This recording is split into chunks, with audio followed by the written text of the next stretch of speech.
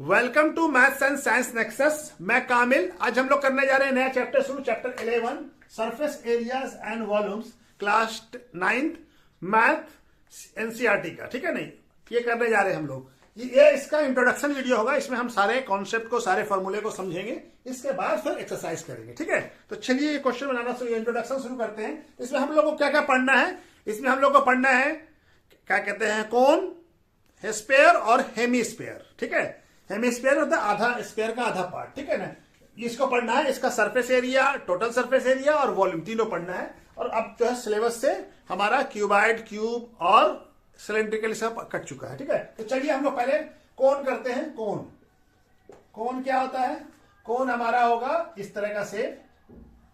ठीक है ना, कोन क्या होता है? बर्थडे कैप या टेंट, इस तरह का। ये हमारा, तो ये क्या कहलाएगा? ये हमारा, ये इसका बेस हो गया। तो यहां से यहां तक ये क्या हो जाएगा? ये रेडियस होता है आर, और ये क्या हो जाएगा? ये एच हो जाएगा, हाइट। और ये जो है, ये स्लाइन हाइट को क्या कहते हैं? एल। ठीक है, तब इसका कर्व सरफेस, यानी ये जो पूरा जो कोन है, इसका कर्व का पूरे सरफेस का एरिया, कर्व सरफेस एरिया क्या कहते हैं? कर्व सरफेस एरिया, यानी इसको हम लोग शॉर्ट फॉर्म में क्या लिखते हैं? CSA। ठीक है, ये क्या फॉर्मूला होगा? इसका फॉर्मूला होगा पाई आर एल। ठीक है, पाई आर एल। एल क्या हो गया? Saline height. अब एल का निकालने का ही फॉर्मूला है। एल का फॉर्मूला क्या होगा?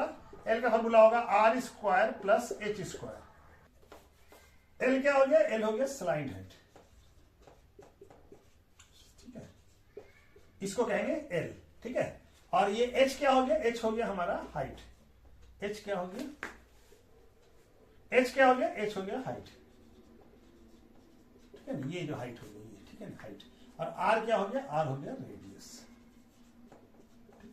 आर हो गया हमारा रेडियस। ठीक है, आर हो गया रेडियस। ठीक है, तो इस तरह से हम लोग ये क्या कहते हैं, कर्व सरफेस एरिया निकालेंगे। अब टोटल सरफेस एरिया का मतलब क्या होगा? जब हमको टोटल सरफेस एरिया निकालना हो, तो टोटल सरफेस एरिया का मतलब हो गया, ये जो है अभी तक हम जो लिया था, ये बेस का एरिया नहीं लिया था, इसको छोड़ के बोलते हैं कर्व सरफेस एरिया। ठीक है ना, यानी ये जो ऊपर वाला पार्ट है, चारों तरफ का जो सरफेस है, उसको लिया है। अगर हमको टोटल सरफेस एरिया लेना है, टोटल सरफेस एरिया, यानी इसके अंदर बेस भी होना चाहिए। टोटल सरफेस एरिया, इसको हम लोग लिखते हैं TSA। ठीक है, TSA का फॉर्मूला क्या हो जाएगा? ये तो हो गया हमारा कर्व सरफेस एरिया, यानी कि पाई आर एल। और ये बेस कैसा है? सर्कुलर है, यानी कि सर्किल का एरिया। सर्किल का एरिया क्या होता है? पाई आर स्क्वायर। ठीक है, तो टोटल सरफेस एरिया हो जाएगा। अब इसमें से पाई आर कॉमन निकाल सकते हैं, तो यहाँ क्या बच जाएगा? यहाँ पे एल बच जाएगा, यहाँ पे आर बचेगा। तो ये हमारा TSA का फॉर्मूला होगा। किसका होगा फॉर्मूला? TSA का, टोटल सरफेस एरिया ऑफ कोन। इसकी बात कर रहे हैं हम लोग कोन की। तो total surface area of cone क्या हो जाएगा? Pi r l plus pi are square, या pi r into l plus r. ठीक है, तो ये हमारा इसका हो जाएगा। ठीक है, तो इसके बाद हम लोग वॉल्यूम पे आ जाते हैं। ठीक है, एक साथ सबका खत्म करके फिर हम इसके बाद फिर स्फीयर पे आएंगे, उसमें भी सरफेस एरिया और इसका बात करेंगे। ठीक है ना, तो हम लोग वॉल्यूम की बात करें तो वॉल्यूम क्या हो जाएगा? वॉल्यूम मतलब इसके अंदर कितना स्पेस है। वॉल्यूम इक्वल टू क्या हो जाएगा?